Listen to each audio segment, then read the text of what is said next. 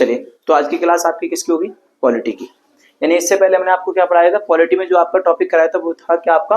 राष्ट्रपति की शपथ। ठीक है, तो क्या उसमें राष्ट्रपति की जो शपथ थी उसमें क्या था आपका? जो राष्ट्रपति आपका शपथ लेता है तो जो उसकी शपथ लेने की जो डेट होती है वो क्या डेट होती है आपकी? कि 25 कितने होते हैं? 25 जुलाई को। यानी जितने भी आपके राष्ट्रपति शपथ लेते हैं वो कितने तारीख को लेते हैं आपके? कि 25 जुलाई को उसकी शपथ लेते हैं। ठीक है, और जो आपका राष्ट्रपति है उसका मतलब शपथ दिलाता है वो कौन दिलाता है? तो वो दिलाते हैं आपके कौन? CJI। कौन? CJ और I, ये क्या करते हैं? राष्ट्रपति को शपथ दिलाते हैं। ठीक है, मेन मुद्दा ये आता है कि जब आपका राष्ट्रपति शपथ लेता है तो शपथ लेने के बाद यानी जब उसका शपथ समारोह होता है तो उसको सलामी दी जाती है। वो तोपों से सलामी देते हैं। तो कितनी तोपों से सलामी देते हैं ये भी हमें पता होना चाहिए। तो जब आपका राष्ट्रपति शपथ लेता है तो शपथ समारोह में जब उसको सलामी दी जाती है तोपों से, तो उसमें होती है आपकी तोपों की संख्या 21।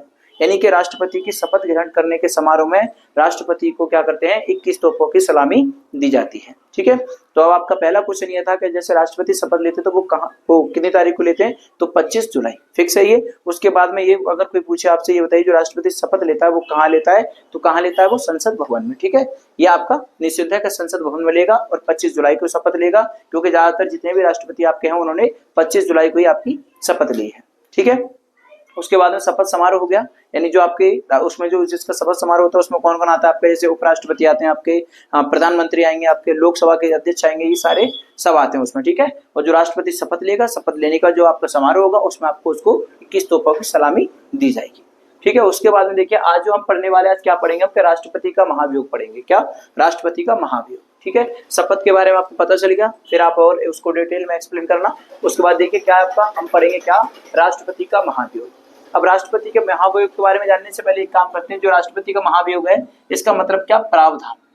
जो इसके प्रावधान है वो आर्टिकल किसके तहत आते हैं आपके? क्या? आर्टिकल 56 के तहत आते हैं। किसके? आर्टिकल 56 के तहत आते हैं आपके। ठीक है, और जो आपका मैंने CJI बताया था इसका मतलब होता है आपका क्या? Chief justice Indian. ठीक है, ये होते हैं आपके। अब देखिए इसमें क्या है आपका? जो राष्ट्रपति का महाभियोग है, अब महाभियोग में देखिए क्या दिया आपको? आर्टिकल 61 की बात करें हम, किसकी? आर्टिकल 61 की बात करें तो इसमें दिया आपका क्या? कि महाभियोग की प्रक्रिया, यानी कि राष्ट्रपति पर जो ये क्या होता है आपका? महाभियोग की जो प्रक्रिया होती है वो किस पर होती है आपकी? राष्ट्रपति पर होती है। उसके बाद में देखिए महाभियोग का मतलब संविधान का क्या होता है आपका? अतिक्रमण या क्या होता है? उल्लंघन। ठीक है, या तो संविधान का अतिक्रमण होगा या उसका उल्लंघन होगा, तो उसको क्या बोलते हैं? महाभियोग, यानी संविधान का वो उल्लंघन। उसके बाद देखिए आगे चलते हैं क्या होता है आपका? इसके बारे में देखिए जो आपका आर्टिकल है, इस आर्टिकल के आपके 3 पार्टों में इसको डिवाइड किया गया। तो देखिए वो क्या है आपका? हाँ, इसमें देखिए क्या आपका? क्या आर्टिकल कितना आपका? 56 है, उसका पार्ट कितना आपका? यानी 56 का पहला भाग। उसके बाद देखिए आर्टिकल आपका कितना दिया? 61 दिया है, और अगला दिया आपको क्या? आर्टिकल 361। कितना है? 361, वो भी उसका फर्स्ट पार्ट। अब देखो ये क्या है इसमें कि जो आपका अगर कोई आपसे पूछे कि राष्ट्रपति का महाभियोग किस आर्टिकल के तहत आता है तो आप बताओगे कि वो आता है आपका किसका? क्या? आर्टिकल 56 के फर्स्ट के तहत आता है। क्या आता है आपका? महाभियोग। ठीक है, उसके बाद प्रक्रिया की बात करें तो वो कब आती है आपकी? आर्टिकल 61 में क्या होती है? उसकी प्रक्रिया होती है। उसके बाद आपका 361 की बात करें तो इसमें क्या होता है आपका? कि अर्ध न्यायिक प्रक्रिया होती है। ठीक है, अगर कोई आपसे ये पूछे कि ये बताइए जो राष्ट्रपति का महाभियोग होता है उसमें अर्ध न्यायिक प्रक्रिया होती है वो किस आर्टिकल के अधीन होती है? तो आप बताओगे क्या? आर्टिकल 361 के अधीन होती है, वो भी पार्ट 1 के। ठीक है, इतना हो गया। यानी कि महाभियोग का मतलब क्या होता है? कि संविधान का उल्लंघन या अतिक्रमण होता है। ठीक है, उसके बाद देखिए क्या है? या नंबर 1 पहला पॉइंट देखते हैं, इसमें लिखा है आपका क्या? कि राष्ट्रपति की महाभियोग प्रक्रिया किसी भी सदन में शुरू की जा सकती है। ठीक है, यानी जो आपका राष्ट्रपति होगा जो उसकी महाभियोग की प्रक्रिया होगी वो क्या कर सकते हैं उसको? कि किसी भी सदन में शुरू कर सकते हैं, यानी कि चालू कर सकते हैं। उसके बाद देखिए चालू यानी शुरू कर सकते हैं। ठीक है, जिस सदन में शुरू की जाती है उसे प्रथम सदन कहते हैं। ठीक है, यानी क्या होता है? जो राष्ट्रपति की महाभियोग की जो प्रक्रिया होती है उससे तो पहले तो हम किसी भी सदन में शुरू कर सकते हैं, और ये भी नियम है उसका कि जिस सदन में अगर उसको शुरू कर देंगे तो वो क्या माना जाएगा? उसे कि उसे प्रथम सदन कहते हैं। ठीक है, अब अगर आपसे कोई ये पूछे कि ये बताइए जो आपका सदन होता है यानी प्रथम सदन किसे कहते हैं, तो आप बता सकते हो कि जिसमें राष्ट्रपति की महाभियोग की प्रक्रिया होगी उसको हम क्या बोलेंगे? प्रथम सदन बोलते हैं या कहते हैं। ठीक है, उसके बाद देखिए आगे दूसरा पॉइंट आपका क्या है? कि शुरू करने के लिए सदन के क्या? शुरू करने के लिए सदन के 1/4 सदस्य क्या होने चाहिए? प्रस्ताव लेकर आते हैं। यानी आपसे अगर कोई, अब देखो इसमें क्या है कि जैसे आपकी महाभियोग की सदन की प्रक्रिया स्टार्ट होती है तो उसमें क्या होता है? जो सदस्यों की संख्या होती है वो क्या होती है आपकी? 1/4 सदस्य जो सदस्य होते हैं वो क्या करते हैं? उसका प्रस्ताव लेकर आते हैं। ठीक है, काय के लिए कि जो आपकी प्रक्रिया स्टार्ट करेंगे उसके लिए हमें इतनी आवश्यकता है कि 1/4 सदस्य क्या करेंगे, प्रस्ताव लेके आते हैं, आएंगे तब जाके क्या होगा, उसकी प्रक्रिया शुरू की जाएगी। ठीक है, तो प्रस्ताव लेकर आते हैं, राष्ट्रपति को 14 दिन का नोटिस दिया जाता है। ठीक है, जो उनकी महाभियोग की प्रक्रिया होगी, यानी मान लो कि राष्ट्रपति से कोई भी अगर कोई घटना हो जाती है, अगर मान लो संविधान का उल्लंघन हो जाता है, तो उल्लंघन होने के बाद क्या होता है कि उनकी एक महाभियोग की प्रक्रिया स्टार्ट करते हैं, और जैसी आपकी प्रक्रिया स्टार्ट होगी तो वो कब होती है आपकी, कि किसी भी सदन में उसको कर सकते हैं, और जिस सदन में करते तो उसमें क्या होता है, उसको हम प्रथम सदन कहते हैं। प्रथम सदन अगर आपको हो जाएगा, उसके बाद क्या होता है कि दूसरे पॉइंट में ये होता है कि जैसे आप सदन की प्रक्रिया स्टार्ट करोगे, जैसे आप राष्ट्रपति की सदन की महाभियोग की प्रक्रिया स्टार्ट करोगे, तो उसमें क्या होता है कि 1/4 सदस्य आते हैं, वो भी क्या लेकर, प्रस्ताव लेकर आते हैं, और प्रस्ताव लेकर आते हैं तो क्या करते हैं, उस राष्ट्रपति को क्या देते हैं कि 14 दिन का नोटिस देते हैं। क्या करते हैं उसको, कि राष्ट्रपति को 14 दिन का नोटिस दिया जाता है। ठीक है, अब नोटिस दिया जाता है तो राष्ट्रपति स्वयं या तो खुद या अपने विश्वासी व्यक्ति से अपना पक्ष रखवा सकते हैं। ठीक है, यानी मान लो अगर कोई राष्ट्रपति अपने बयान में कुछ कहना चाहते हैं तो क्या करेंगे, या तो अपना कोई विश्वासी आदमी देंगे, ठीक है, व्यक्ति के क्या करेंगे, यानी जो राष्ट्रपति या तो खुद अपना पक्ष रखें, अगर अपना पक्ष वो खुद नहीं रख सकते तो फिर क्या करेंगे, जो जिस पर वो विश्वास करते हैं अपने विश्वासी व्यक्ति से क्या करेंगे, फिर अपना पक्ष रखवाएंगे। जैसे हम कहते नहीं है, जैसे कोई साधारण व्यक्ति अपना वकील करता अपनी साइड से, उसी प्रकार से राष्ट्रपति या तो खुद बयान दें या खुद अपनी सफाई पेश करें, या फिर अपने विश्वासी किसी व्यक्ति से कहें कि भाई आप हमारे लिए हमारा पक्ष रखिए। ठीक है, इस तरीके से होता है, तो उसमें पक्ष रखा जाता है। उसके बाद देखिए अगला नोटिस में क्या लिखा आपका, नोटिस में इसमें दिया आपको महान न्यायवादी यानी एजी, महान न्यायवादी एजी से नहीं। ठीक है, उसके बाद देखिए इसमें क्या आपका कि हम तीसरा पॉइंट देखते हैं, इसमें क्या है कि सदन 2/3 के कुल बहुमत से क्या है आपका प्रस्ताव पारित करता है। जो आपका क्या है, जो आपका सदन है वो क्या करता है कि 2/3 के कुल बहुमत से प्रस्ताव को पारित करता है, वो भी किसके, कि 2/3 के कुल बहुमत से क्या करेगा, जो प्रस्ताव है उसको पारित करेगा। ठीक है, तो ये क्या होती है आपकी कि जो आपका राष्ट्रपति उसका उसके जो राष्ट्रपति होते हैं उसके वो महाभियोग की क्या होती है आपकी प्रक्रिया होती है। तो ठीक है, ध्यान रखना कि महाभियोग क्या होता है, कैसे शुरू करते हैं, कैसे क्या होता है, सारी चीज मैं आपको बता चुका हूं कि अगर करानी होती है तो किसी भी सदन में कराइए, और जिस सदन में होगी उसको क्या बोलते हैं, प्रथम सदन कहते हैं। ठीक है, और राष्ट्रपति के जैसे अगर मान लो कोई भी प्रस्ताव जैसे होता है, अगर उसकी महाभियोग की प्रक्रिया, तो उसमें क्या होता है कि उसमें क्या करते हैं कि 1/4 सदस्य आएंगे आपके, और सदस्य आकर क्या करेंगे, उसको प्रस्ताव देंगे। तो प्रस्ताव में क्या करेंगे, उनको 14 दिन की एक नोटिस जारी की जाएगी कि आप 14 दिन के अंदर अंदर या तो अपनी सफाई पेश कीजिए, या अपने आप को कुछ मतलब कैसे भी करके आपको साबित करना है कि आप या तो निर्दोष है या आपने कुछ ना कुछ किया है। तो 14 दिन की मोहलत दी जाती है राष्ट्रपति को कि आप 14 दिन के अंदर क्या कर सकते हैं वो आप करिए। ठीक है, या तो स्वयं बयान दीजिए या किसी अपने विश्वासी व्यक्ति से कहिए कि हमारा पक्ष रखिए, सामने कमेटी में जाइए वहां पे अपना पक्ष रखिए। ठीक है, उसके बाद देखिए आगे क्या है आपका, ये तो पहला हो गया।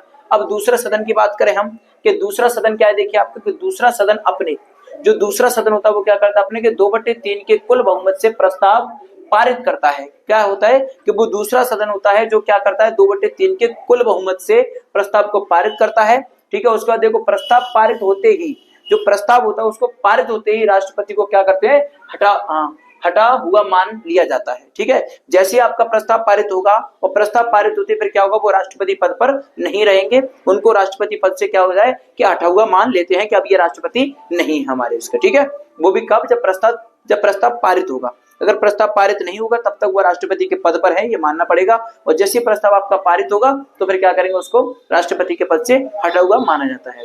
अगला पॉइंट देखिए क्या है आपका, कि अगले पॉइंट में आपसे दिया है कि राष्ट्रपति के महाभियोग की प्रक्रिया अर्धन्यायिक होती है या अर्धन्यायिक है। ठीक है, अगर कोई क्या है जो राष्ट्रपति की आपकी महाभियोग की प्रक्रिया होगी उसको क्या मानेंगे कि उसे अर्धन्यायिक प्रक्रिया मानते हैं। और अर्धन्यायिक प्रक्रिया आपकी किसमें आती है कि वो आपके आर्टिकल 361 में आती है, वो भी फर्स्ट में। ठीक है, ये होती है। तो राष्ट्रपति के महाभियोग की प्रक्रिया कैसी होती है आपकी, अर्धन्यायिक। ठीक है, दूसरा पॉइंट में देखिए क्या है कि जिस सदन में राष्ट्रपति के महाभियोग की जांच की जाती है उसे जांच सदन कहते हैं।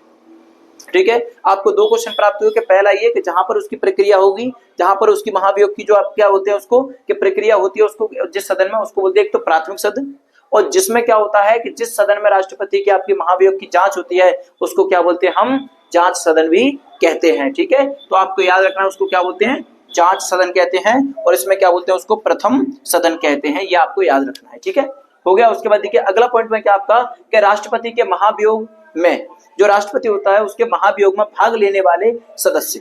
अब देखते हैं जो राष्ट्रपति उसके महाभियोग में जो सदस्य वो भाग लेते हैं, जैसे कह देते मान लो किसी पर अगर आरोप लग जाए तो उसके पक्ष में कौन कौन खड़ा होता है उसके लिए कर रहे हैं। तो जो राष्ट्रपति के महाभियोग की जो प्रक्रिया होगी उसमें क्या है कि भाग लेने वाले सदस्य कौन कौन से होंगे। उनको जानते हैं। देखिए पहले क्या कि लोकसभा के सभी सदस्य होंगे, पहले तो जो लोकसभा होगी उसके क्या होंगे, सभी सदस्य, ठीक है। वो भी कैसे कि निर्वाचित और मनोनीत दोनों, एक नॉमिनेट और एक इलेक्टेड होंगे, दोनों होंगे आपके। इसमें फिर क्या आपके राज्यसभा के सभी सदस्य होंगे आपके, ठीक है। लोकसभा राज्यसभा दोनों के सभी सदस्य होंगे, वो भी कैसे, निर्वाचित और मनोनीत, जो पद पर है वो भी, जो पद पर नहीं है वो भी, ठीक है। उसके बाद देखिए क्या है कि लोकसभा तथा राज्यसभा के सभी सदस्य। अब क्या है इसमें कि जो लोकसभा है वो और राज्यसभा के सभी सदस्य होंगे, ठीक है।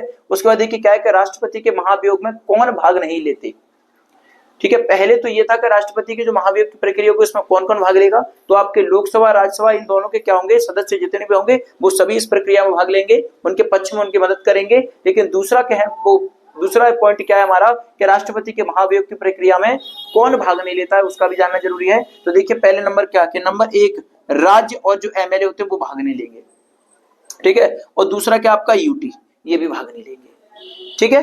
ये क्या हो जाएगा कि ये भाग नहीं लेने वाले हैं। कौन से, एक तो राज्य सरकार के, एक तो राज्य के होंगे वो, और दूसरा एमएलए होंगे वो आपके क्या करेंगे, इसमें भाग नहीं लेंगे। सिर्फ लोकसभा और राज्यसभा के सदस्य ही भाग लेंगे उसमें और उनके पक्ष में उनकी सहायता करेंगे।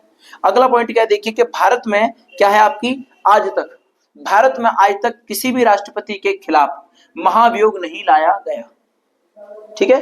क्या है आपका कि भारत में आज तक की बात कर रहे हैं कि जो आपका भारत है उसमें क्या है कि आज तक किसी भी राष्ट्रपति के खिलाफ महाभियोग नहीं लाया गया है। यदि किसी राष्ट्रपति को महाभियोग प्रस्ताव के द्वारा हटाया जाएगा तो उसके द्वारा क्या होगा, कार्यविधि में किए गए कार्य, सारे कार्य कैसे माने जाएंगे, वैध माने जाएंगे, ध्यान रखना। यानी राष्ट्रपति अगर मान लो, अगर राष्ट्रपति किसी पद पर आपके है, यानी राष्ट्रपति के पद पर है और उसने कोई भी काम किया या कोई भी आदेश जारी किए या कोई भी नियम पारित किए हैं, और मान लो अगर ऐसा लगता है कि आप राष्ट्रपति के पद से हटाओगे, वो भी किस तरीके से कि महाभियोग, यानी जो संविधान के उल्लंघन के द्वारा हटाओगे, जैसे महाभियोग की प्रक्रिया प्रस्ताव के द्वारा हटाया जाता है, तो राष्ट्रपति ने आज तक जितने भी कार्य किए होंगे ना आपके, सबके सब कैसे माने जाएंगे, आपके वैध, कैसे कार्य माने जाएंगे, आपके वैध कार्य माने जाएंगे, ठीक है। ये आपका वैध, यानी ये आपका राष्ट्रपति का क्या होगा, महाभियोग की प्रक्रिया है। तो महाभियोग के बारे में आपको पता चल गया कि जो आपका प्रथम सदन होता है उसको क्या बोलते हैं, तो आपको बताइए, ठीक है। जो राष्ट्रपति, यानी आप राष्ट्रपति के बारे में आपको पता चल गया कि राष्ट्रपति के पक्ष में आपका कौन आता है और कौन नहीं आता, ठीक है। तो आपको बताइए कि लोकसभा होगी और राज्यसभा होगी, तो राज्यसभा और लोकसभा के जितने भी आपके सदस्य होंगे वो क्या करेंगे, राष्ट्रपति के पक्ष में जाएंगे और उनके पक्ष को रखने का प्रयास करेंगे। लेकिन जो एमएलए होंगे और राज्य के होंगे वो नहीं जाएंगे, ठीक है। एमएलए वगैरह ये क्या करते हैं, ये उसमें हिस्सा नहीं लेते। तो ध्यान रखना, राष्ट्रपति के महाभियोग की कितनी आपकी प्रक्रिया होती है उसको जानना पड़ेगा आपको। तो मैंने जैसे आपको बताया उस प्रक्रिया से आप उसको क्या करोगे, डिटेल में उसको पढ़ना अच्छी तरीके से, ठीक है। और भी जो टॉपिक है आपको बताएंगे। क्या आपका राष्ट्रपति का महाभियोग, महाभियोग का मतलब पता चल गया आपको कि मान लो राष्ट्रपति का है, जैसे राष्ट्रपति कोई भी कार्य करता है उसमें आपका क्या हो जाए कि आर्टिकल का क्या हो जाए, जो आपका संविधान है उसका उल्लंघन हो जाए, तो इसका मतलब यही होगा। तो उसके लिए क्या करेंगे, और ये आपको पता चल गया, इस राष्ट्रपति को अगर हमें क्या करना है कि उल्लंघन के कारण अगर उसको हटाना होगा तो फिर क्या करते हैं कि सदन के 1/4 सदस्य आते हैं, वो क्या करते हैं उसके लिए प्रस्ताव लाते हैं, और प्रस्ताव लाने के बाद क्या करते हैं, राष्ट्रपति को नोटिस देते हैं। वो भी कितने दिन का देते हैं, 14 दिन का नोटिस देते हैं कि 14 दिन आपके पास हैं, अब आपको क्या करना है, सोचिए, अपना पक्ष रखना है या अपने पक्ष में किसी को लाना है तो आप कुछ भी कर सकते हो, ठीक है। उसके बाद देखिए क्या है आपका, हम पढ़ते हैं क्या, आर्टिकल 57। अब आर्टिकल 57 में आपका क्या है, देखिए कि राष्ट्रपति का पुनः निर्वाचन, यानी राष्ट्रपति को हटाने के बाद अब ये कह रहे हैं कि राष्ट्रपति का पुनः निर्वाचन। अब देखिए इसमें क्या है कि भारत में कोई व्यक्ति जो राष्ट्रपति के पद पर निर्वाचित होगा वो लोकसभा, राज्यसभा या राज्य विधानमंडल का सदस्य नहीं होना चाहिए, ठीक है। यानी अगर मान लीजिए कि जैसे हमने किसी राष्ट्रपति को हटा दिया, ठीक है, किसके कारण, जैसे महाभियोग हुआ और महाभियोग के कारण हमने उसको पारित करके और उनको क्या करके उनके पद से हटा दिया। हटाने के बाद में जैसे अब फिर अगर उनको हटाते हैं तो फिर हमें राष्ट्रपति की आवश्यकता होगी, तो फिर राष्ट्रपति का अगर वो चुनाव करेंगे तो फिर कैसे करेंगे, तो इसमें इसीलिए कह रहे हैं कि जब भी आप राष्ट्रपति का चुनाव करोगे तो चुनाव करने के आपको एक चीज का ध्यान रखना है कि भारत में किसी व्यक्ति का जो राष्ट्रपति के पद पर क्या करोगे, उसको निर्वाचित करोगे, उसको या सिलेक्ट करोगे, तो उसमें क्या है कि या तो लोकसभा या राज्यसभा या राज्य विधानमंडल का क्या सदस्य नहीं होना चाहिए। अगर इनका सदस्य होगा तो वो राष्ट्रपति के पद के लिए नियुक्त नहीं किया जाएगा, ये कहने का प्रयास है, ठीक है। तो आर्टिकल 57 क्या करता है कि आपको बताता है कि राष्ट्रपति के पद पर आपके कौन को नियुक्त करते हैं और किसको नियुक्त नहीं करते। तो आर्टिकल में क्या, लोकसभा और राज्यसभा, लोकसभा, राज्यसभा और राज्य विधानमंडल इनके सदस्य नहीं होने चाहिए, तो उसको राष्ट्रपति पद पर ले सकते हैं। अगर इनका सदस्य होगा तो उसको राष्ट्रपति पद पर चुनिंदित या चुना नहीं जाएगा, ठीक है।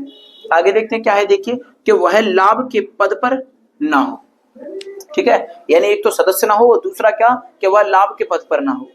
आगे देखिए क्या है आपका अगला पॉइंट है कि राष्ट्रपति को बिना किराए का मकान।